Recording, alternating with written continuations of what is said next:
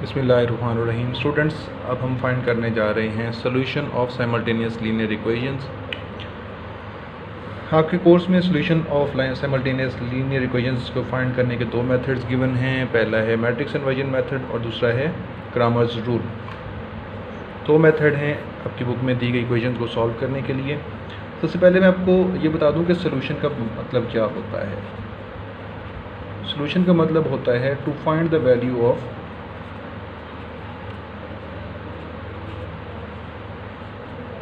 unknown variables used in equation, यानी कि equations के अंदर जो वेरिएबल्स यूज़ किए गए हैं x या y, उनकी वैल्यूज़ को फाइंड करने को कहते हैं सॉल्यूशन। स्टूडेंट्स, हम एक्सरसाइज 1.6 स्टार्ट करने जा रहे हैं। इस एक्सरसाइज में हम दो मेथड से इन इक्वेशंस को सॉल्व करेंगे। एक मेथड है मैट्रिक्स इन्वर्जन मेथड और दूसरा है क्रामर्स रूल। बच्चों, एक्सरसाइज 1.6 क्वेश्चन नंबर 1 का फर्स्ट पार्ट हम करने जा रहे हैं और ये हम करने जा रहे हैं बाय क्रामर्स रूल।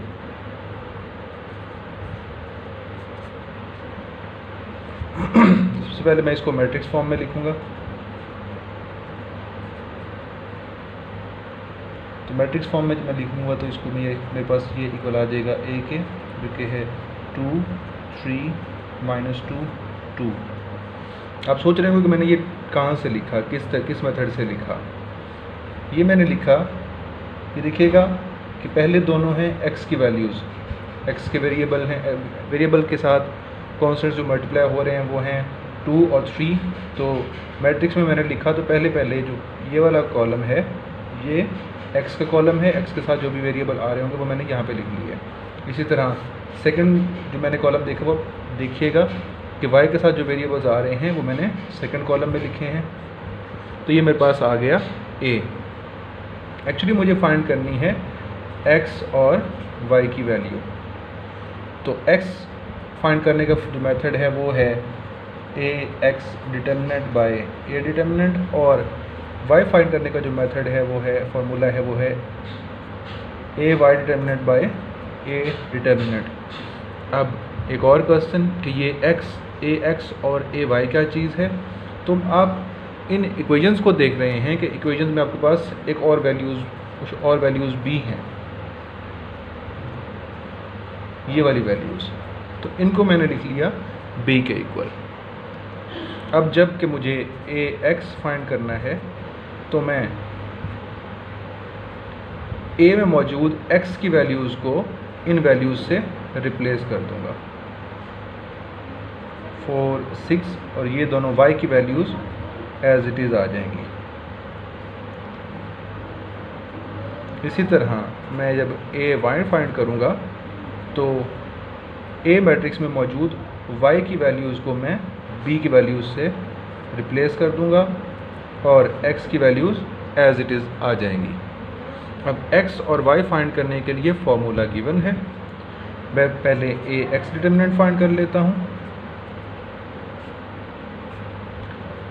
4 6 -2 + 2, इन दोनों को आपस में मल्टीप्लाई करूँगा, माइनस इन दोनों को आपस में मल्टीप्लाई करूँगा। 4 2s are 8 + 2 6s are 12। तो मेरे पास ax डिटर्मिनेंट आ गया 20। इसी तरह मुझे ay डिटर्मिनेंट फाइंड कर लेना है। ay डिटर्मिनेंट फाइंड करूँगा तो मेरे पास आ जाएगा 2 3 4 6। इन दोनों को मैं आपस में मल्टीप्लाई कर देता हूँ, 2 × 6 माइनस इन दोनों को आपस में मल्टीप्लाई कर देता हूँ, 4 × 3। 6 2s are 12 - 4 3s are 12। तो ay डिटर्मिनेंट मेरे पास आ गया 0। अब ax डिटर्मिनेंट भी आ गया, ay डिटर्मिनेंट भी आ गया। दोनों फार्मूलाज में एक वैल्यू पुट हो रही है जो कि है a डिटर्मिनेंट। तो मैं a डिटर्मिनेंट की वैल्यू भी फाइंड कर लेता हूँ।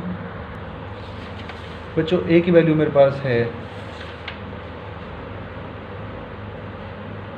2 3 -2 और 2। मुझे फाइंड करना है a डिटर्मिनेंट। तो मैं इनको भी पैरेलल लाइंस में लिख लूँगा।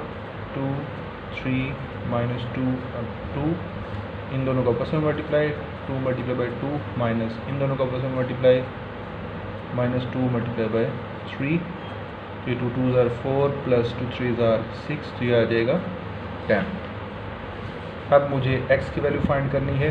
तो x की वैल्यू फाइंड करने के लिए आपको याद होगा कि मैंने फाइंड किया था ए एक्स डिटर्मिनेंट जो कि था मेरे पास 20 बाई ए डिटर्मिनेंट जो कि है 10, तो मेरे पास x की वैल्यू आ गई 2। इसी तरह y की वैल्यू फाइंड करने के लिए मेरे पास फार्मूला था A Y determinant by A determinant, तो ए वाई डिटर्मिनेंट मेरे पास निकला था 0 डिवाइडेड बाई 10, तो ये मेरे पास आ गया 0। तो मेरे पास x और y की वैल्यूज़ आ गई, तो मैं बस सोल्यूशन सेट लिख सकता हूँ जो कि आ जाएगा 2 और 0। बच्चों क्वेश्चन नंबर 1 का थर्ड पार्ट में करने जा रहा हूँ और ये मैं सॉल्व करने जा रहा हूँ बाय मैट्रिक्स इन्वर्जन मेथड। सबसे पहले मैं इनको मैट्रिक्स फॉर्म में लिख लेता हूँ।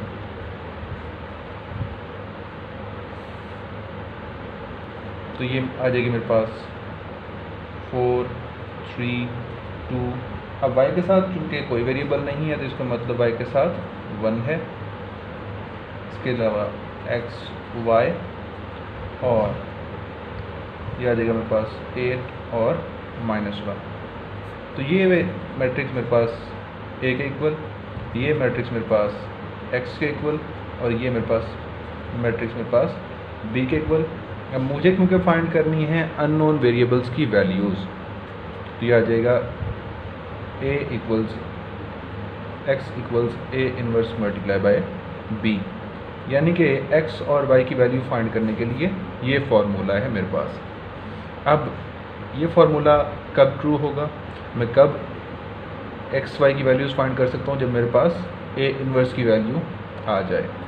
तो a इनवर्स फाइंड करने के लिए आपको फार्मूला याद होगा 1 by A determinant multiply by adjoint of a। तो सबसे पहले मैं क्या करूँगा, ए डिटर्मिनेंट फाइंड कर लूँगा।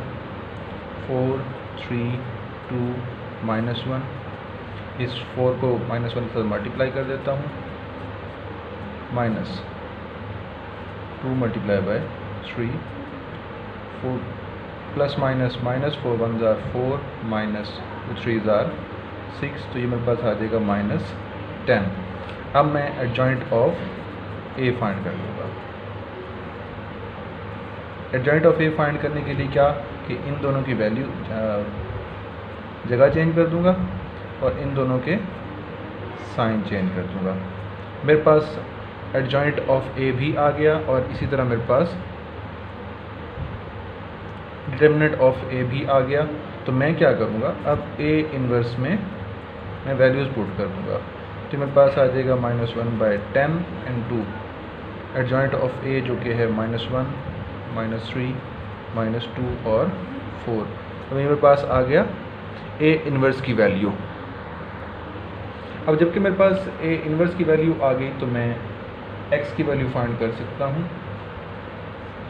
ये फार्मूला था x इक्वल्स ए इन्वर्स मेरे पास आया -1 बाई 10 इंटू -1 -2 -3 एंड 4, और b की वैल्यू आपको याद होगी, हमने ली थी ऊपर 8 एंड -1।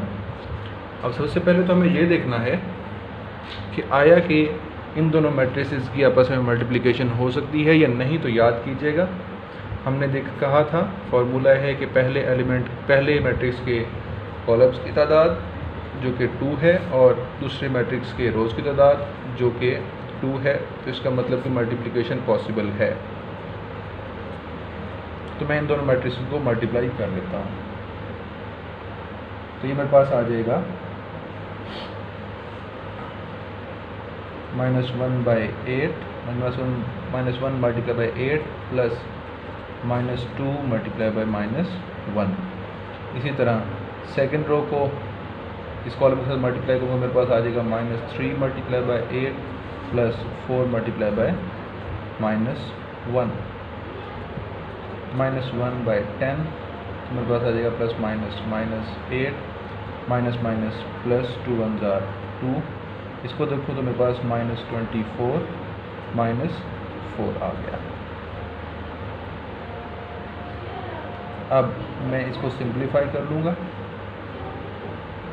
-6 और -28। इसी के साथ मैं -1/10 को भी अंदर मल्टीप्लाई करवा देता हूँ।